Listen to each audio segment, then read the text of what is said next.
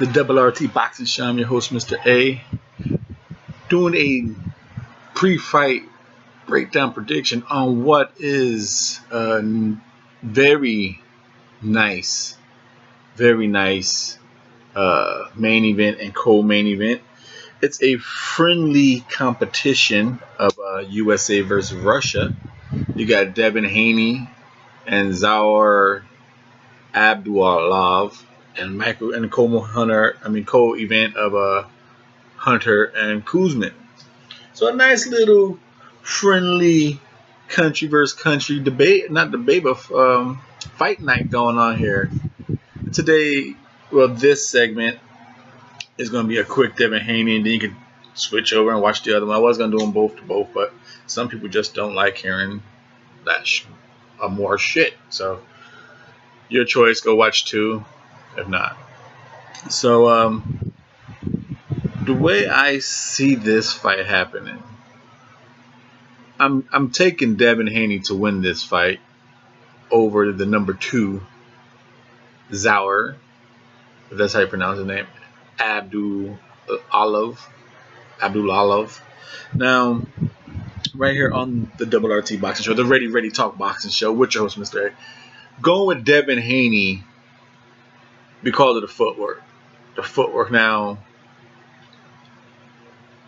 I don't see how the best way Zaur can beat Haney is with the jab. The dude has a nice stiff jab. It's not like a reach jab. It does damage jab. His feet is planted. He sets it up. And it's saying that I think that's how Devin Haney is going to beat him. Take away the jab by moving in the first couple rounds. Because if Zaur is, it sounds like duh. If his feet is planted and he doesn't have to move, he's a better fighter. His feet are planted and he's throwing straight. His hooks are a little loopy-ish. I think Devin Haney should be able to punch within those.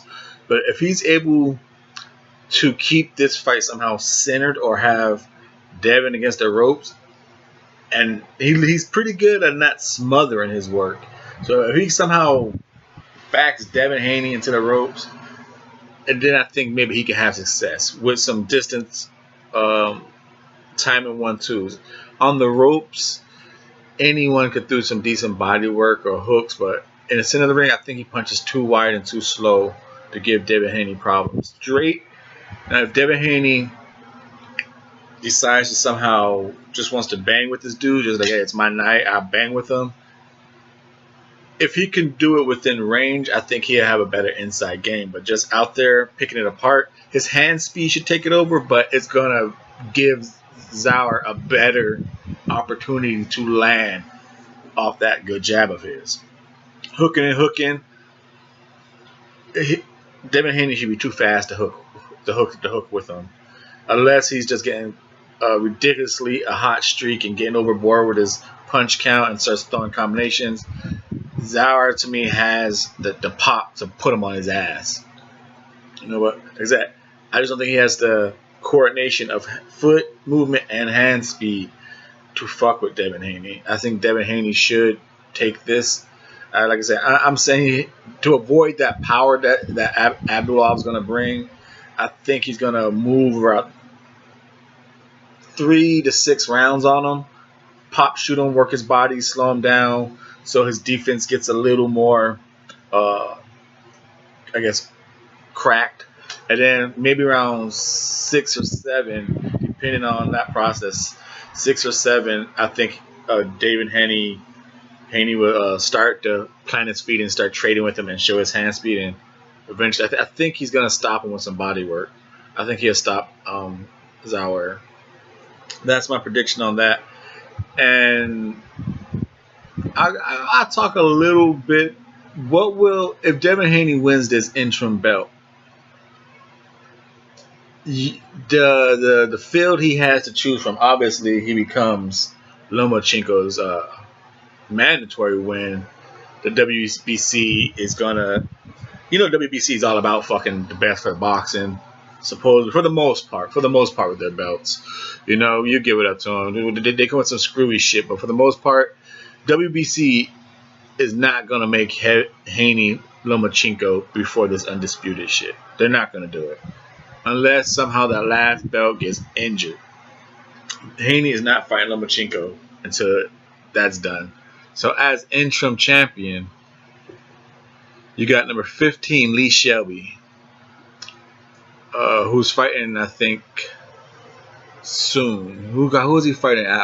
Is he fighting Burns? Then you got Atlas Tatley, Marcos Venezuela Jr., Javier Patter. I recognize that name. I don't know why. I've seen him fight though.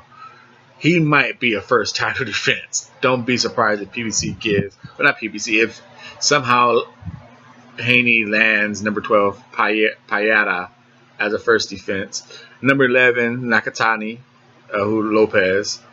You got 10 Ryan Garcia, Jorge Linares at number 9. Number 8 Rancis Bartholomew. If you've been following the show right here on the Double RT Boxing Show, when Devin Haney was with the PBC, and remember we've been talking about that's how they were going to build him up.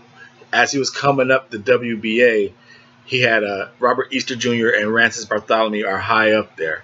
I always thought the PBC was going to feed Devin Haney those two fighters to build him up on a resume, because I think they're easy work for Devin Haney. I think he beats him pretty well. So at number 8 in the WBC is Rancis Bartholomew. Again, I think Devin Haney beats him pretty well. Number 7, Francisco Pantera. 6, Ivan Mendy. A good name, famous with Luke Campbell. Number 5, Javier Fortuna. Another name PBC could toss at him. Devin Haney should be able to win that fight. It'll be a slow, don't do nothing stupid, and just be crafty against this wild ass Bumblebee, dog. Watch out for that motherfucker. Then you got number 4 Luke Campbell toss up fight. Now, will the WBC order after a nice voluntary fight against number 12 Yader Patia? Will they order Gervonta Davis and Devin Haney? Just put it out there. It's up to the fighters to do what they got to do. But just order it for the public and see what happens.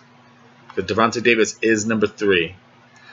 That is the question, the answers that everyone's going to be waiting for after this fight. If Devin Haney is victorious, which I'm picking him to be. Thank you for your time and support right here on the Ready Talk Boxing Show, the Double RT Boxing Show. I'm your host, Mr. A. Thumbs up to you. Bring it on back to the show. Thanks a lot.